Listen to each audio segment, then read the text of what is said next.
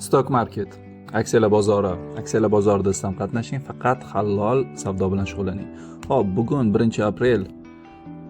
Bozor ko'radigan bo'lsangiz ancha zo'r. Hamma yoq yashil bo'yatibdi. Bugun Tesla bilan savdoga kirganmiz. Bu narsani ko'rib chiqamiz. Kelinglar. Xo'p, birinchi o'chirda savdo usulini tushuntiradigan bo'lsam, savdo usulimiz bu ICT va support and demand. Ko'proq aytadigan bo'lsak, OB, Value Gap va CBBC deymiz, ya'ni buy side liquidity, sell side liquidity. To'lig'ini buni internetdan ko'rib olsanglar bo'ladi. ICT nima o'zi bu, qolganlari nima hokazo. Xo'p, savdoni o'zini ko'ramiz. Qanaqa qilib kirdik? Nima uchun kirdik? Internet sekin, kelinglar Wi-Fi o'chiramizda. Tezlashtiramiz. Okay. Here we go. Avvalo savdoni ko'raylik. Broker, Interactive Brokers bizda. Nima bo'layotganini ko'rib chiqsak, keyin qolganini gaplashamiz. Xo'p, mana hozir panelni ko'radigan bo'lsak 1356, bugunga nisbatan $700 plusda ekanmiz. Qanaqa qilib savdoga kirdik va nima uchun? Ochta. Tesla. 4 soatlikdan boshlaymiz. Nima ko'rsatyapti bizda? Ko'radigan bo'lsak, oldinroq gap bo'lgan edi. Mana shu nuqtada. Undan tashqari, bu menda indikator. Indikator nomi High Time Frame Candles Projection deb yozsanglar chiqadi. Bu nimani beradi desak, mana 4 soatlikda turib, 10 tarafdagi mana yirik svechalarimiz kunlikni bera oladi. Xo'p, 246.08 da biz zelka ochganmiz. Nima uchun? Birinchi o'chirda aytganimdek, gap bor. Gap nima degani? Gap bu mana shu bo'shliqqa gap aytiladi, gap deyiladi. Ya'ni kun tugadi, keyingi kunning ochilishi tepada bo'ldi. Uning orasida gap paydo bo'ldi. Value gap nima o'zi bu? Value gap mana qizil svechani ko'ryapmiz. Eng baland nuqtasi va keyingi svechani eng past nuqtasi orasidagi bo'shliq. Value gap. Demak, mana bu joyimizda bizda value gapimiz bor. Mana shu kanalni yashilda ko'rsatib qo'yganmiz. Misol uchun, keyingi value gap qayerda desak, mana bu yerda value gapimiz bor. Shu ko'rinishda dalshi davom etishimiz mumkin. Mana bu tarafda value gapimiz mana shu nuqtada edi.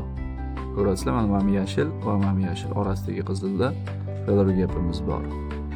Hozir holatimiz biroz achinarli. Sababi nimaga aytsak, mana bu OB order block deyiladi. Shu order blockdan pastga ketish ehtimoli bor. Bir row tepaga pastga tushib chiqdi. Mana ko'rishimiz mumkin. Bir row shu order blockni ko'rib, pastga qaytib, boyga aytganimizdek value gapimiz bor edi. O'shani kanalning ustiga o'tirdim. Mana shu joyni ko'rishimiz mumkin. Tepaga ketyapti.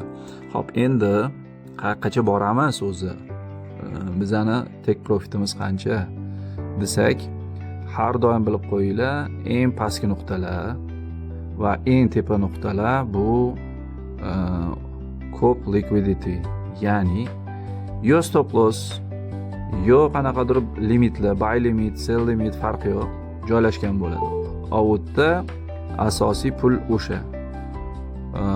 Bozor o'zi nimaga qurilgan desak, bozor o'zi kimdir sotib oladi, kimdir sotadi. Boshqachasiga iloji yo'q. Agar talab bo'lmasa, taklif bo'lmaydi, taklif bo'lmasa, talab bo'lmaydi. Hokazo, farqi yo'q qanaqa gapirsa ham. Bu birinchisi. Ikkinchisi, baribir bizda SPX, S&P 500 deymiz, u juda katta ta'sir bor. Mana hozir H4 ni ko'radigan bo'lsak, aslida o'zi kanalimiz ichida edi. Value Gap 3 oylikda ko'rsak bo'ladi. Yana qaytarib o'taman, Value Gap internetdan ko'rib olinglar. Birov mana qaytgani uchun boyga o'ynashimiz bo'ldi. Undan tashqari bizda VIX bor. VIX nima desak, qo'rquv indeksi yoki volatilность deydi, S&P 500 volatilность. Kimdir qo'rquv indeksi deydi, kimdir boshqacha deydi. Bu ham asosiy bizda indikator. bozor o'zi hozir qayerqa yurishi mumkin degan narsani ko'rsatadi. Demak, bu tushgan sari bozor tepaga ko'tariladi. Ko'tarilgan sari bozor tushadi. Mana tushish nuqtasida juda ham tekshirib ko'rsanglar bo'ladi. Juda ham uzoq bo'lgan, ko'tarilish bo'lgan. Bu yerda belgilab qo'ygan 13 nima, 11 nima desak, bu nuqtalar bizda kritik nuqtalar, ya'ni bu nuqtada maksimalni sotib olish kerak. Tepaga chiqqanda teskarisi. Ya'ni qancha pastga tushsa, shuncha sotuvlarni to'xtatish kerak. Tepaga chiqqan sari sotib olish kerak. Men biza Tesla deganimiz uchun baribir Tesla, Apple bilan Blueprint deymiz baribir. Blue chip deymiz ham, Blueprint deydim, kimni qanaqa desam, xullas shu ko'rinishdagi aksiyalar. Xo'p, birinchi 292 degandek, mana shuni highga qo'yganmiz, weekly high ko'rganinglardek. Weekly high yechganimizdan keyin tamom, uje quchimiz kerak. Hop, yana bitta shu tekshiramiz, qanaqa holatga keldik. O'rtoqlar, ahamiyat beringlar. Hozir bitta zo'r narsani ko'rib qoldim, chunki bu tarafda kompyuterim ham ochiq. Bu kompyuterda ko'radigan bo'lsam, Quasimodo paydo bo'libdi. 5 minutlikda ko'rsataman. 15 ta balki ko'rinar. Yo'q, 5 ta ekan. Quasimodo paydo bo'libdi. Quasimodo nima degan odamlar uchun qisqacha ma'lumot. Quasimodo bu pattern. U ham o'ziga yarasha